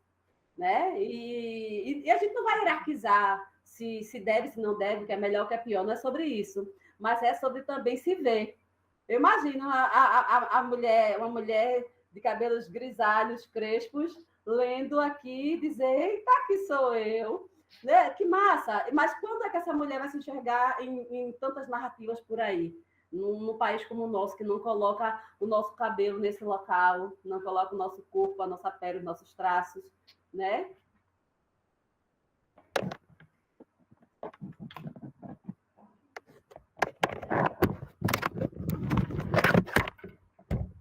Muito bom ouvir isso, Daíta. É muito bom, assim, é um carinho na alma escutar essas coisas, porque é muito importante, né, a gente se comprometer com isso e como você faz isso com sua escrita e como você traz, sabe, tipo, em uma frase, uma palavra, em um gesto, assim, um, uma massagem, sabe, na autoestima, assim, da gata, e tipo, vai, bicha, entra lá, compra, se expressa, se explora. E, nossa, isso é muito bom, isso é muito bom. A gente precisa muito disso, né? Mulher preta precisa ser cuidada, pessoas pretas precisam ser cuidadas. E é isso, é um carinho, sabe, que você faz, é um dengo que é, sabe, na gente. Ai, meu Deus, só pedir sua bênção, minha filha, porque. E entra nessa coisa, né, da gente trazer outras narrativas que não a de dor, que não a do sofrimento, que não a da perda, né? A gente também é sexual, a gente é alegre, a gente tem família, a gente tem filhos que deixam a gente feliz, a gente tem companheiras que deixam a gente feliz, a gente tem o dengo, tem o cuidado, tem, sabe? Tem a rede de apoio, tem essas formas que a gente consegue se expressar, as amigas que a gente compartilha coisas, sabe? Então, é muito massa, realmente, assim, né? Para além de um afago na alma, para além dessa representação, saber que tem alguém ali pensando nisso, né? Pensando na gente e sendo que aí a literatura é negra por si só, tá vindo de uma pessoa negra, então vai acabar trazendo alguma coisa, então que seja as belezas também, né? É importante trazer essa felicidade também, né? Essa alegria, esse fogo que a gente tem, porque na verdade a gente é um povo bem alegre, né? Então, você vê um monte de preto reunido, você vê que tem coco, tem as rodas de samba, a galera nunca tá triste assim, sabe? Ai, chorando as pitangas. Às vezes sofreu ontem, semana passada, essa semana já tá tentando botar para frente a vida, sabe? Ser coletiva, ser feliz, ser alegre, colorida. É isso, é filosofia banto, né? É a gente se permitir chorar a noite inteira e no dia seguinte ser o sol. Então, é isso. Elas sofrem, mas elas também decretam que elas não são comédia. Eu acho. Priscila, eu acho que você tem que declarar alguma coisa que tu acha bom aí. Não sei, desses teus livros Eu acho virtuais. Tu quer também, botar o viu? áudio Quero pra ver gente sua ouvir? performance. Uma performance pra gente de algum poema que tu goste, queira que a gente conheça. Ai, gente, sim. Eu, eu sou macumbeira, eu queria dizer isso. E eu escrevo muito Então, também não pode sobre. ser nada. Que eu tô vendo agora no Instagram, né? Essas suas artes digitais também, né? Que você tem Colagem! para ilustrar as artes, né? Pois é, foi uma experimentação, vocês acreditam, assim, tipo, elas vai, né? Aí, eu sempre gostei muito de colagem, eu gosto desse tipo de arte, assim, eu acho, sei lá, muito lindo, conversa muito comigo.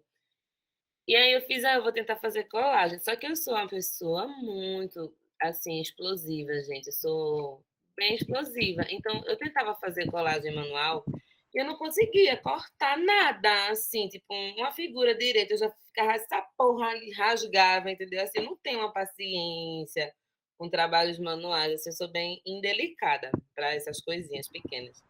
Escorpiana, né?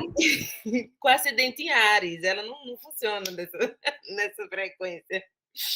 Aí teve o digital, né? E aí eu gosto muito do Canva. Aí eu fiz assim, será que eu conseguia fazer uma colagem no Canva? Aí inventei.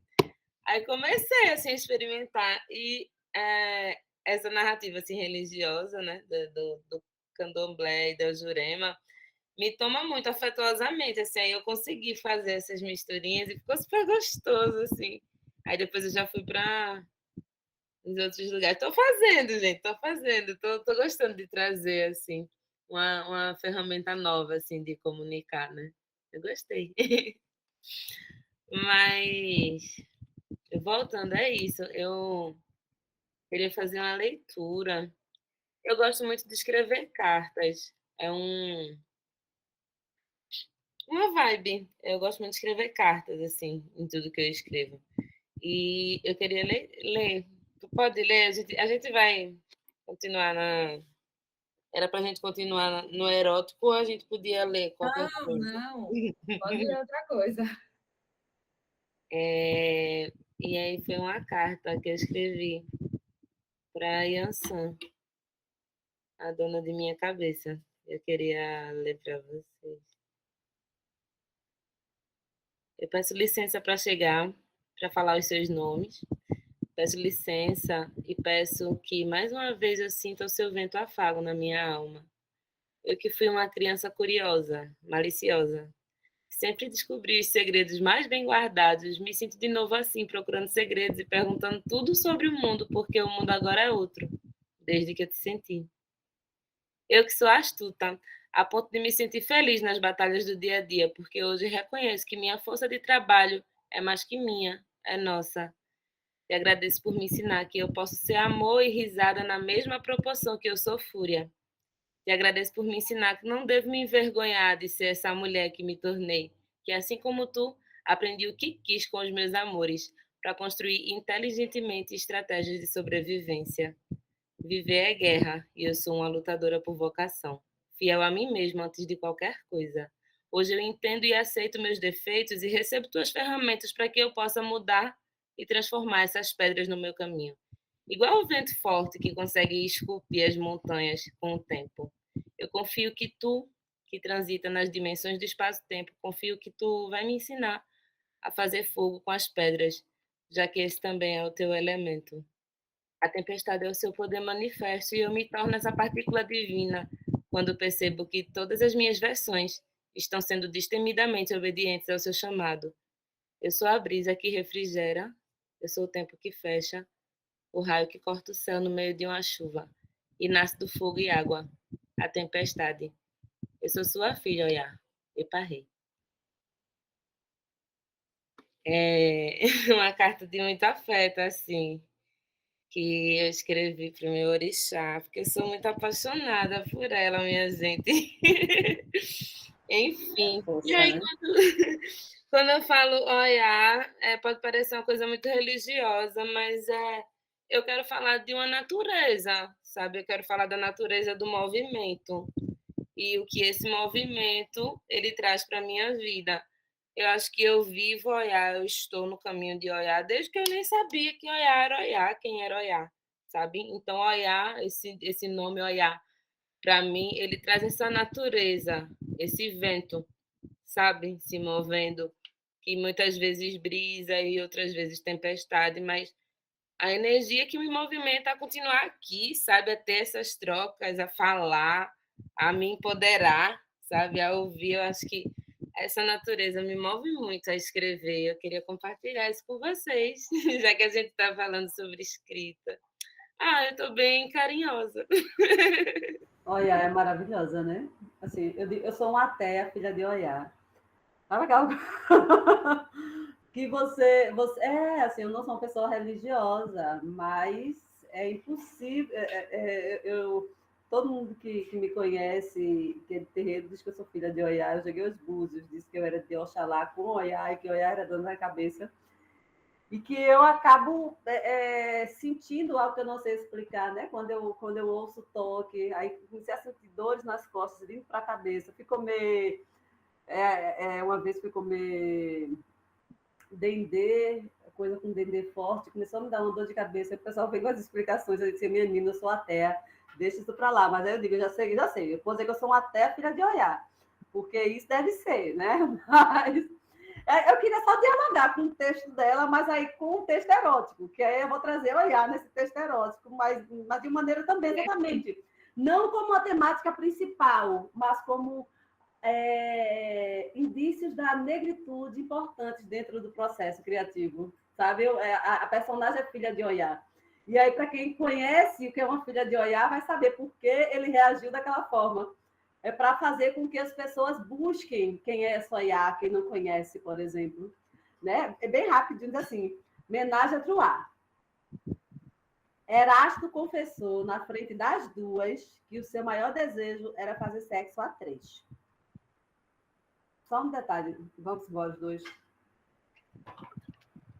Vem cá, somente para olhar para a cara. Vem cá, somente para vocês verem quem estava aqui. Quando eu olhei. Por isso, eu parei na ativa. Vamos para lá, vamos comer no quarto. Vamos comer no quarto. Eu estou aqui trabalhando, depois a gente conversa. Vá comer no quarto, que não é assunto de criança, não. Vá comer no quarto. Douglas Felipe. Pronto, bem democrática assim. Erasto confessou na frente das duas que o seu maior desejo era fazer sexo a três. Camila, tentando disfarçar a vergonha diante da prima, disse que ela não desse ouvidos, pois o namorado era muito brincalhão. Dali a 2 semanas seria o aniversário dele. E como uma boa namorada, preparou tudo para realizar o sonho do rapaz. 6 garrafas de vinho, um jantar para 3 reservado no motel mais caro da cidade, hidromassagem, sauna e teto emoldurando as estrelas. Erasto foi o último a chegar e ficou perplexo quando viu Camila, banhada em sorrisos, sentada na cama com Marcos, a acariciar-lhe os lindos cabelos crespos. Que diabo é isso? Meu amor, você disse que o seu maior desejo era homenagem a Troar. Estamos aqui para realizar. Você tá doida com um macho, meu primo? Por que não? Seu primo, sim. Minha prima estava ocupada e vamos beber e nos divertir, pois o aniversário é seu, mas a festa é nossa. Conhecendo bem a filha de Oiá, que tanto amava, o aniversariante sabia que se fosse embora, iria sozinho. Então, bebeu uma garrafa de vinho num gole só, sentindo o veneno escorrer sobre o peito, seguiu para a cama e jantaram-se famintos os três. A gente tudo pensando, não, ela levou a menina. Olha né? aí. Aí ela vai e mostra uma outra perspectiva, que no homenagem a Troar não necessariamente ele tem que ser o centro, mas ela pode ser o centro, né? E ele sabia que ela era uma filha de Oiá, então se ele fosse embora, ela ia ficar, né? Porque ela é tempestiva, ela não é mansinha. Então, acho que, né, a gente vai e enegrece. Eu acho importante esse processo de enegrecimento do texto com esses indícios simples, como trazer um orixá, trazer uma referência musical, trazer um traço nosso. A nossa literatura, ela precisa, pelo menos para quem tem interesse, né, mostrar a nossa identidade, sabe? Eu acho muito importante que essa identidade seja lida, porque muitas vezes não teve a prática de ler-se nos textos, né? Então, ler-se numa carta linda, como a que Priscila trouxe, né? Que vai, quem é que vai poder dizer que Oiá é algo do mal, como a sociedade nos passa o tempo inteiro, quando lê uma carta com tanto afeto, com tanto amor, com tanto acolhimento, né? Eu acho que é fundamental essa construção, é trazer essa narrativa na primeira pessoa, né? Somos nós que estamos aí vivenciando e contando, isso é fundamental. Eu estou muito feliz, é muito bom escutar vocês, assim. Passava a noite todinha conversando, se deixasse. Uma poesia aqui, outra ali. É bom perguntar se alguém quer perguntar alguma coisa, né? Está terminando.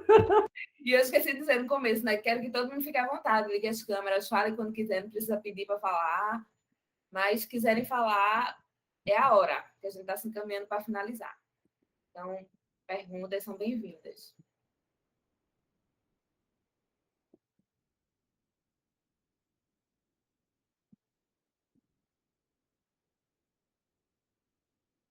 Acho que o povo tem vergonha também de entrar em sex shop, pelo jeito.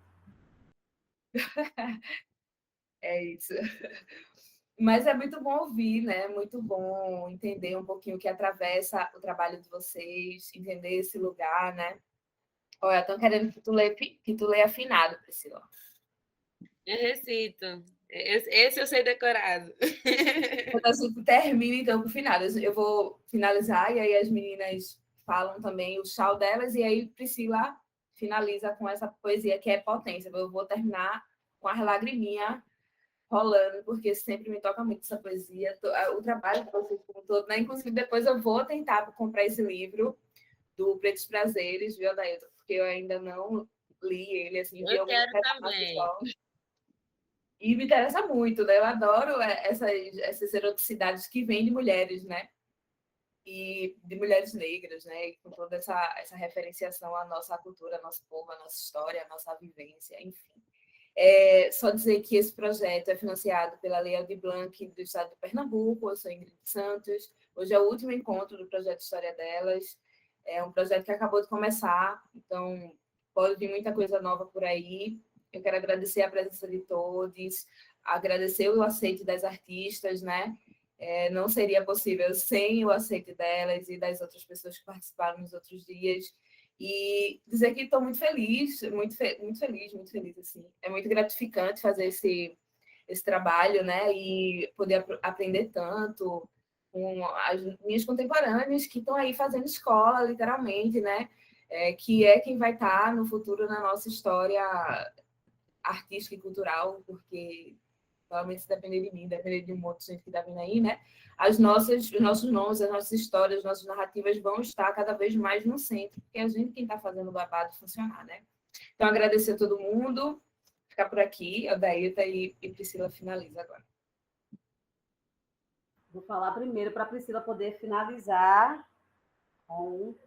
Porque eu estava também querendo ouvir finados, né? Ela falou tanto, eu fiquei só esperando o texto. Aí ela foi para outra coisa, aí eu fiquei aqui só esperando. Ainda bem que alguém pediu, senão eu ia pedir para ouvir finados, né? Porque eu acho que deve ser muito, muito forte. Então, eu quero agradecer o convite, né?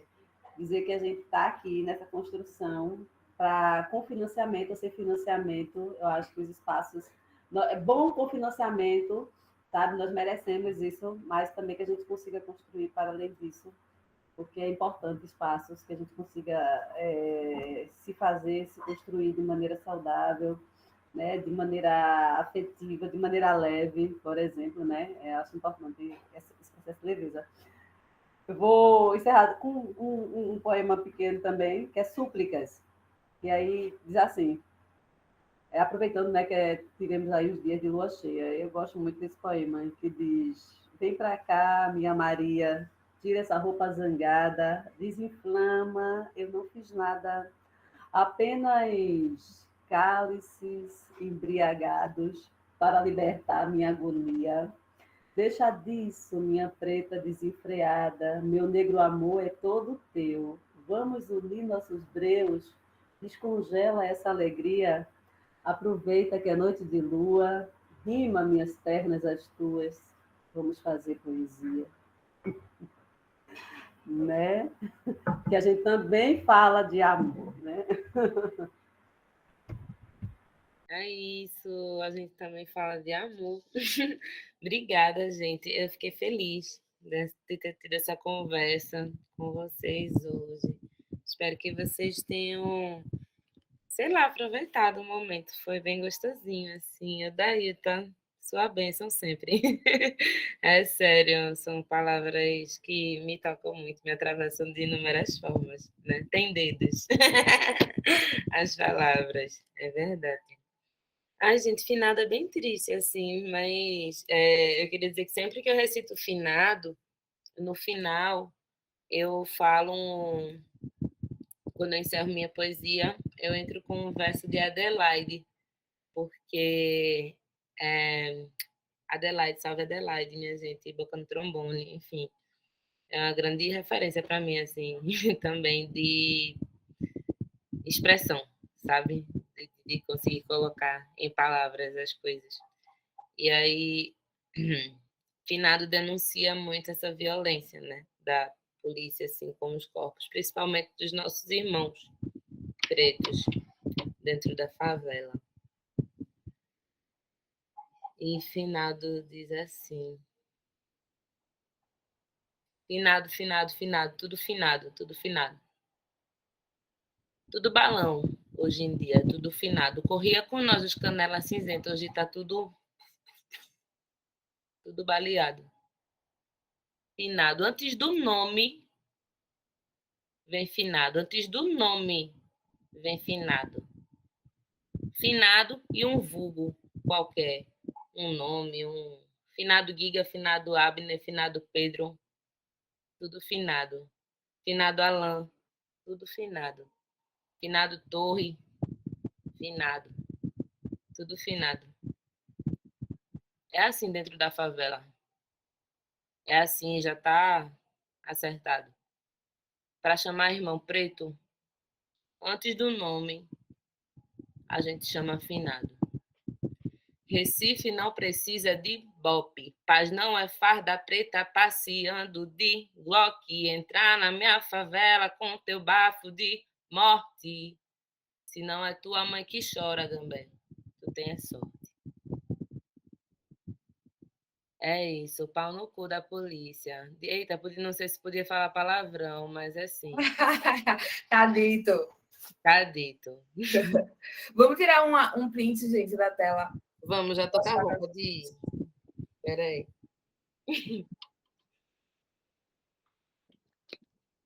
Vai dizer que eu vim bonita pro encontro. A Daita botou logo os brincos dela chique, que ela não é nem boba nem nada. Peraí, eu vou pegar uma. Ela tá finíssima, minha filha, com a tacinha de vinho dela. Eu vou botar uma coisa aqui, menina, pra eu também não sair feia. Então, colar, ó, tá vendo? Já fez um negócio mais.